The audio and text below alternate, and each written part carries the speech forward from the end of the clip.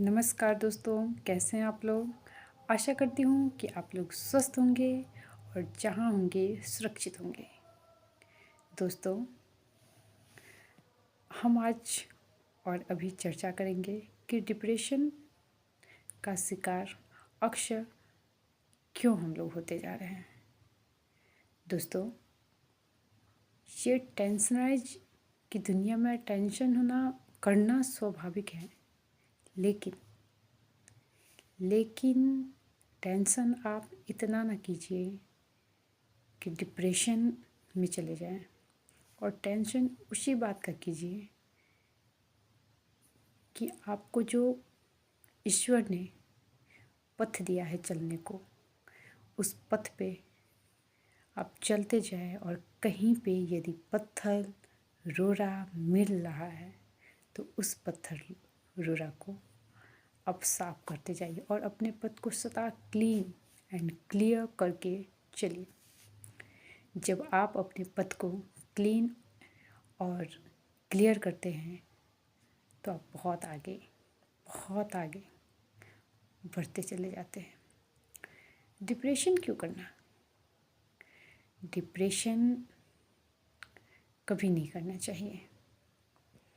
यदि हम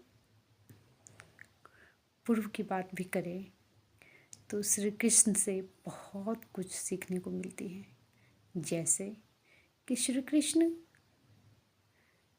के अनुसार देखिए ना, उनके जीवन में क्या घटना नहीं घटित हुई। जब जन्म लिए तो उनके माँ छिन गए, उनके फिर पिता छिन गए, फिर जहाँ उनका लालन पालन हुआ उनके नंद और वो यशोदा, जो नंद बाबा थे और यशोदा मैया थी, वो भी छूट गए। फिर उनका गोकुल धाम छूटा, फिर उनका मथुरा छूटा, फिर उनके जो संगी साथी थे वो सब छूटे। तो सदा उनसे कुछ न कुछ छीनता ही गया, लेकिन निरंतर वो अपने पथ पे चलते रहे और निस्वार्थ भाव से देवत्व की जो परिभाषा थी वो अपने अंदर हमेशा जगा के रखे। और साथ ही साथ वो हम सबों को ये संदेश दे गए हैं कि कभी उस पूर्व की बातों को याद नहीं करिए जो हमसे छीन चुके हैं, जो पूर्व में घटना घटित हो चुकी है। वो नकारात्मकता ऊर्जा को कभी अपने सकारात्मकता ऊर्जा में प्रवेश न होने दें और हमेशा आप सकारात्मकता ऊर्जा के साथ अपने दिन की दिनचर्या की शुरुआत करें। तभी आप अपने पथ की रोड़ा को क्लीन एंड क्लियर कर सकते हैं।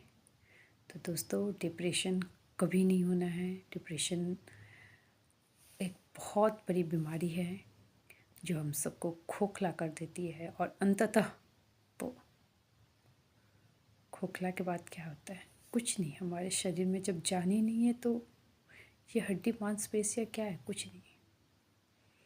तो अपने शरीर में जान और होश आवास हमेशा रखनी है, सुरक्षित रहनी है, कभी टेंशनाइज नहीं करनी है और हमेशा मस्त रहिए, क्योंकि स्वास्थ्य ही परम धन है। तो स्वास्थ्य को लेकर के सचेत रहिए और जो होगा देखा जाएगा। जो हो रहा है वो भी देख रहे हैं और जो हो चुका वो भी देख चुके हैं। तो फिर गलत कदम सिर्फ हम नहीं उठाएंगे, बाद बाकी जो हमारे साथ हो रहा है, शायद आराध्य ने यही हमारे कर्म में लिखा है। और इसके साथ साथ लेकिन अपने पथ की रोड़ा को हमेशा साफ जरूर करें और आगे बढ़ते रहें और श्री कृष्ण की बातों को निरंतर याद रखें। जय श्री कृष्ण।